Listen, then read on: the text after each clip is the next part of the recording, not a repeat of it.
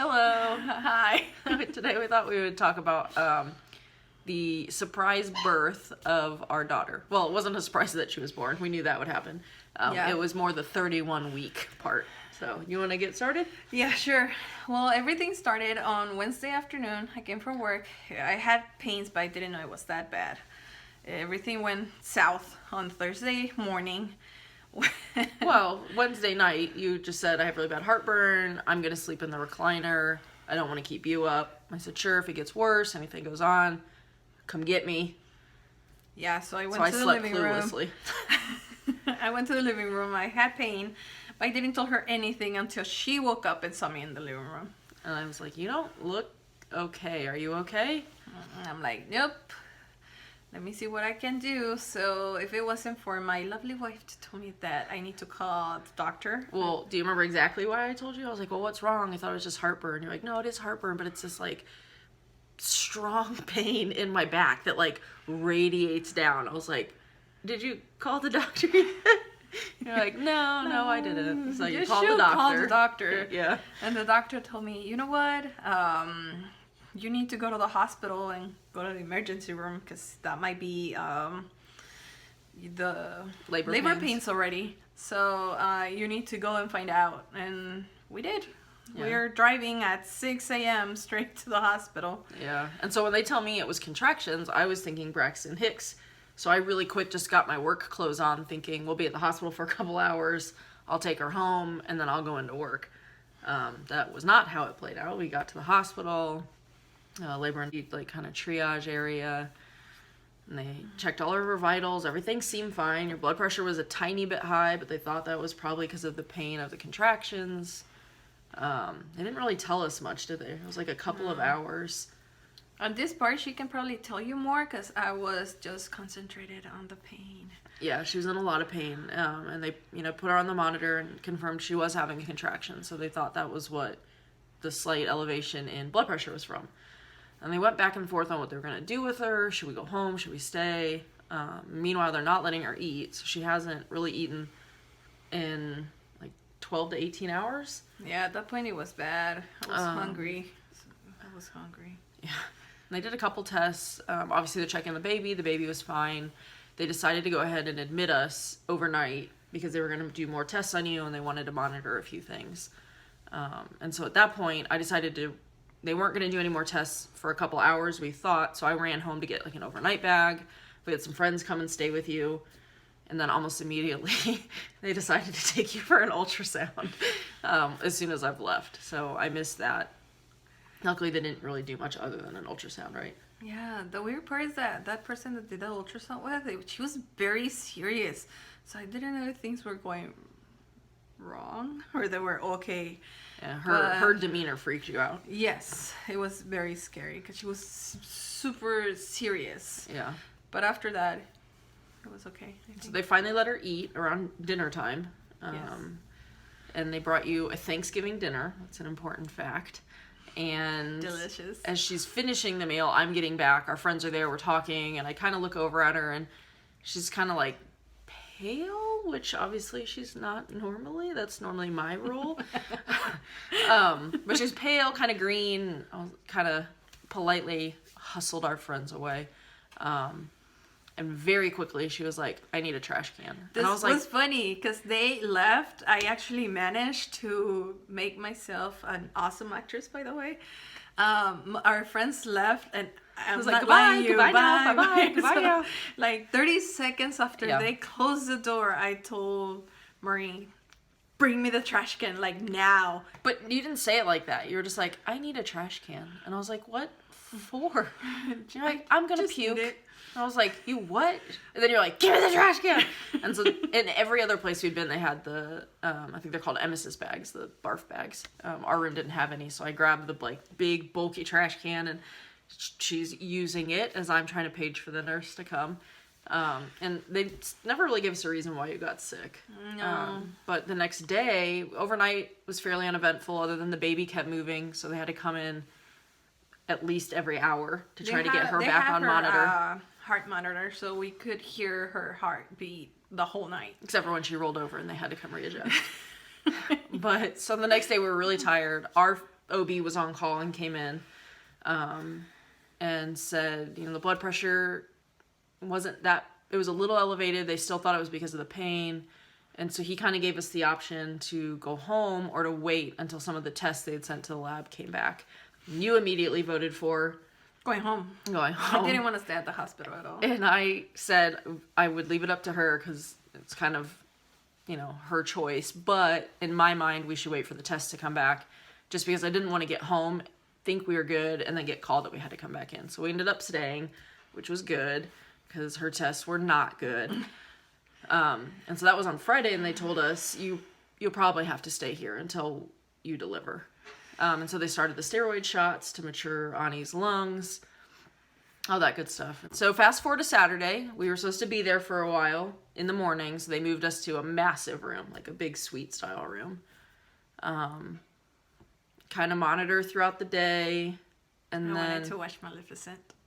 That evening. So in the afternoon they came in and they were like, look, it's probably preeclampsia. You do have some labs that are a little scarier than others, but your blood pressure is not that bad. We might be able to send you home and just let you do bed rest.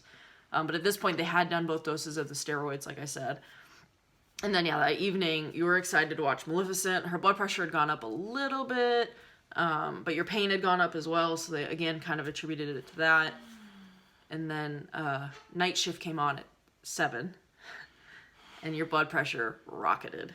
It was bad. Yeah, it was bad. It was the first time they'd given you any medicine for that. And the medicine you were on, they were constantly asking, was your vision okay? And at the time it was. You're watching Maleficent. You're pretty happy. I'm getting a little more and more nervous because I'm realizing the nurse is coming in more frequently. And her blood pressure was not going down. It was around midnight, right? That was when they decided to move us? Yes. Around midnight, it was like 200, over something else. It was scary high. Yeah, and at that point, they were saying, hey, we're going to move you to labor and delivery, because at that point, we had been antepartum. They moved us to labor and delivery and said, hey, we're probably going to induce you tomorrow morning if we can't bring it down. And somewhere in there is when you started losing vision, right? Overnight? It was after I woke up. I couldn't see anything. It was just blurry all the way around. Yeah, and they weren't, I don't think, really sure if it was from like a bleed because of her blood pressure or the magnesium they had her on. Fast forward to Sunday morning, Mother's Day. Yay! And the rounding physician decided her blood pressure was high enough. There was obviously issues with her vision. Her liver was having issues. There was just issues. Baby was still good the whole time. There was never any issues with the baby. But the doctor talked with us about, we already got the steroids for lung development, and we think we need to induce. And he did warn us that the plan could change, but they were going to go ahead and start the meds, and we should expect delivery like 8 to 12 hours, which is a painful process for you, the starting being induced. And then that was just before shift change. And when the new rounding physician came in, she looked at her stats, which had gotten a little bit worse in just the hour and a half, and said, no, we're not going to go through with waiting. We're just going to do a C-section. And I remember at that point, you were like, when? And she was like, now. So from there on, it just flew. Things went super fast. They got you ready. I had already told your mom that you were probably going to have the baby on Sunday. And so your mom and your brother were on the way. They'd gone on an airplane. And so I'd sent them a text because I think they were either still in the air or they hadn't landed yet. Sent them a text saying, we're going into emergency C-section. This was the hospital, blah, blah, blah. And so at that point, we kind of split up for about a half hour. They took you back to pre-op. And what did they do? Just do the epidural? They did the epidural. They cleaned me, like making sure that everything was good. For some reason, they put a very warm blanket on me, and it was the best part of the whole experience there. But then it was like... So while they were doing all that pre-op stuff with her, they pretty much take me to a hallway, leave me on my own, and, tell me to put on the head covering, mask, gown, all of that stuff. And the NICU team did come like right before it was time and walk me through the fact that they would be in the back corner. They'd be there the whole time. and basically told me that, you know, they do tons of these all the time. And the biggest thing was we just wanted to hear a cry, a big loud cry. And so I go in, and we're in there, and, you know, they're walking us through it. And then all of a sudden we hear a big loud cry. And it was so funny because in the emotions of the moment, we knew we were having a girl. We needed help on picking a name, and we'd already known that for a while. And in the emotion of the moment, the doctor said, "She's beautiful," or she's here, something, she's something. And in my moment, I heard he, and I was like, "It's a he?" And she was like, "No, it's a she." And, you know, she's showing us, and they bring her around, and you gotta cuddle her. And we had already talked early on that you wanted me to go with the baby. Yes. And so I go to the back of the baby, and they're warming her up, and she's telling me, like, preliminary signs look really good. I think she had an APGAR of like 8, which is good. And then very quickly we went to the NICU, and it was funny because the nurse practitioner was walking me through what was going to happen, and I was very calm. I'm very good in an emergency.